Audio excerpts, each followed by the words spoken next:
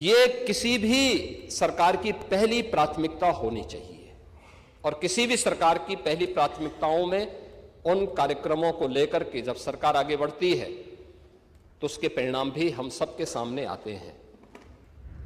और मुझे इस बारे में प्रसन्नता है, सुरक्षा का जो माहौल हमने दिया, आपने क्या किया क्या नहीं किया, उत्तर प्रदेश की जनता ने रिजल्ट दिया है।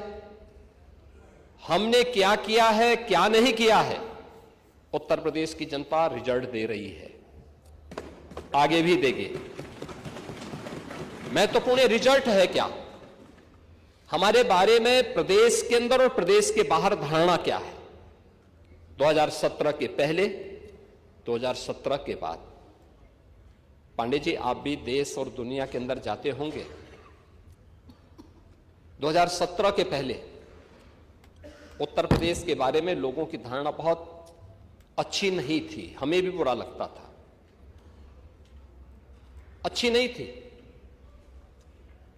आज इस पक्ष के लोग या उस पक्ष के लोग, कोई भी बाहर जाता होगा, प्रदेश के अंदर भी आप जाते होंगे, अगर राजनीतिक प्रोग्राम में नहीं, आप सामान्य कार्यक्रम में जाएंगे तो सामान्य लोगों के मुंह से बात अवश्य आपको दिखती होगी कि हां, सुरक्षा का एक माहौल है, बेहतरीन माहौल है। हर व्यक्ति को इस बात का एहसास होता है। देश के अंदर कहीं जाते हैं, लोगों के मन में एक एहसास होता है कि हां, यूपी सुरक्षित है, अच्छा है, दंगा नहीं है, अराजकता नहीं है।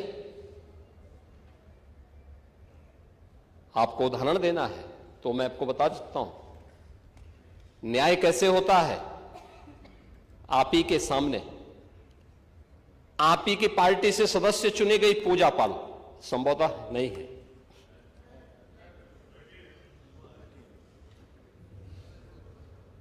आपकी सदस्य थी, आपने उन्हें न्याय नहीं दिला पाए,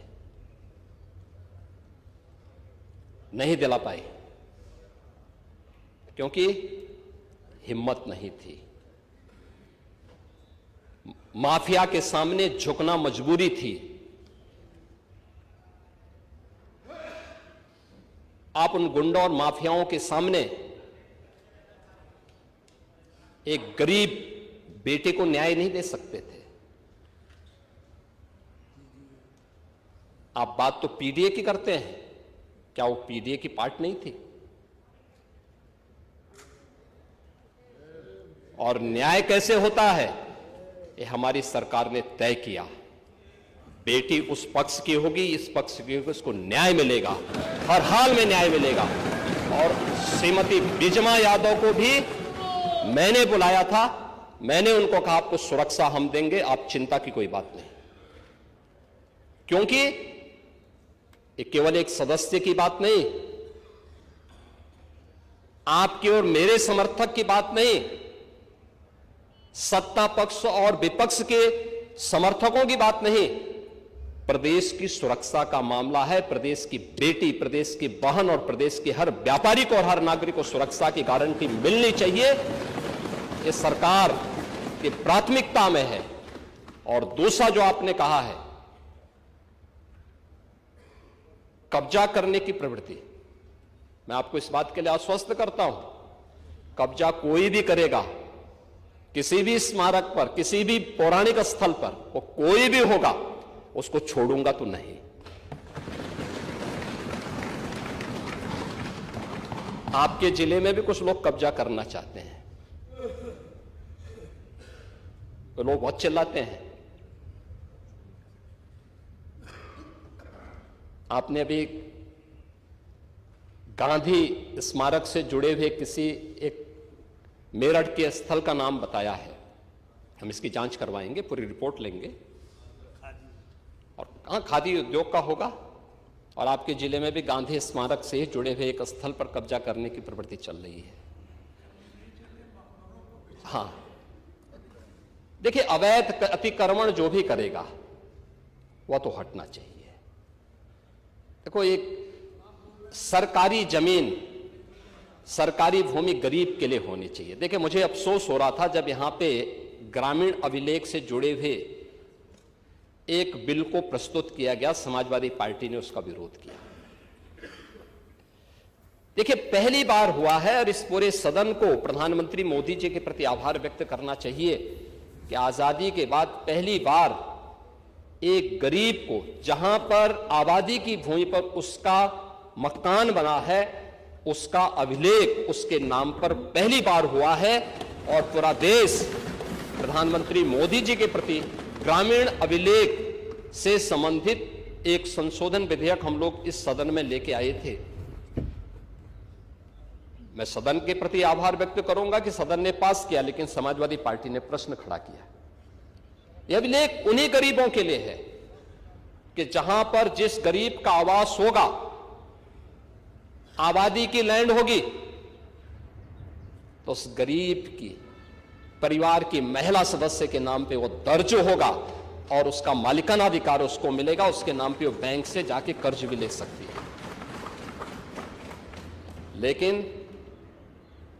लेकिन अगर उस आबादी की लैंड पर या किसी सरकारी लैंड पर कोई माफिया कब्जा करके जबरदस्ती उसको मॉल बना करके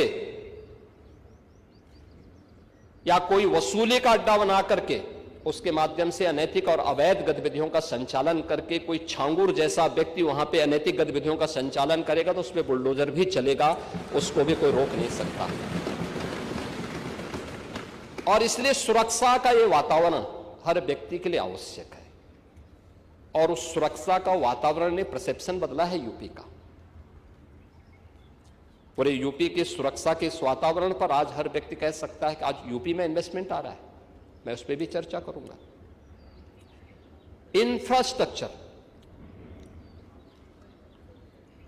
इंफ्रास्ट्रक्चर कैसे होना चाहिए, 2017 के पहले क्या स्थिति थी और 2017 के बाद क्या है। 17 के पहले गड्ढा युक्त सड़कें थी, मेट्रो के नाम पर मजाक बनाया हुआ था, रेलवे के नेटवर्किंग के लिए केंद्र सरकार के साथ समन्वय नहीं था। आपकी मजबूरी होती है तो आप कांग्रेस के साथ गठबंधन कर लेते हैं, अन्यथा जब कांग्रेस में यूपीए की गवर्नमेंट केंद्र में थी और प्रदेश में समाजवादी पार्टी की सरकार थी, तब भी कैसे संबंध थे आप लोगों के। दंगा कैसे होता और दंगाई का उपचार कैसे होना है, हां, तो बरेली के मौलाना से पूछ लो। दंगे, जंगल राज, माफिया राज, वन डिस्ट्रिक्ट वन माफिया, गुंडा टैक्स, अवैध वसूली, अभी तो मैंने शुरुआत की, ये तो अभी शुरुआत है। सत्ता के संरक्षण में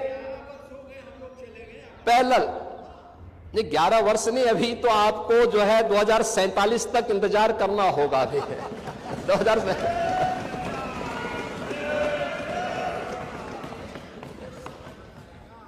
चाहे जो कहिए। आज यानी उस समय हरेक तबके में असुरक्षा का वातावरण था। प्रदेश की छवि अराजकता की थी और स्थिरता की थी, और आज रूल ऑफ लॉ आज यूपी के अंदर है। कोई सांप्रदायिक दंगा नहीं है। दंगाई, ओह, दंगा कैसे होता और दंगाई का उपचार कैसे होना है, हां, तो बरेली के मौलाना से पूछ लो। अब यहां न कर्फ्यू है न दंगा है, अब यूपी में सब ये है नया यूपी। महोदय, हम लोगों ने पुलिस की अवस्थापना, यानी अगर भर्ती की है, उनकी ट्रेनिंग अच्छी की है, तो उनकी अवस्थापना सुविधाओं को बढ़ाया है। अब खपरेल के बैरक नहीं है। आप किसी भी जिले में जाएंगे, जो सबसे हाई राइज बिल्डिंग होगी और यूपी पुलिस की कार्मिकों के लिए बैरक होंगे। आखिर वो सभी नौजवान तो यूपी के अंदर के ही रहने वाले हैं, किसी न किसी के परिवार के होंगे सदस्य। ये मानवीय संवेदना का भाव पहले था, आज नहीं है। आज उनके साथ वही सद्भाव के साथ, सम्मान के साथ सरकार व्यवहार करती है। सरकार ने रिफॉर्म के पहली बार यूपी में पुलिस कमिश्नरेट सिस्टम लागू हुआ है। 7 जिले आज उससे पूरी तरह आगे बढ़ चुके हैं। मॉडर्न पुलिसिंग, साइबर थाना और फॉरेंसिक इंस्टीट्यूट, ये आज यूपी की पहचान बन रही है।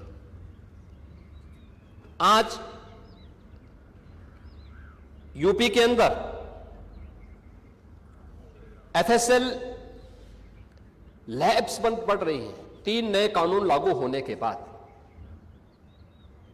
7 वर्ष से ऊपर के प्रत्येक सजा में फॉरेंसिक एविडेंस आवश्यक है। आपका कार्यकाल होता तो आप कभी नहीं कर पाते। इसलिए नहीं कर पाते क्योंकि आपने ना फॉरेंसिक लैब बनाई, ना फॉरेंसिक इंस्टीट्यूट बनाए। ओह, अब 4-4 बार थे, नहीं कर पाए तो अब कभी नहीं मिलना है, अब नहीं मिलना है।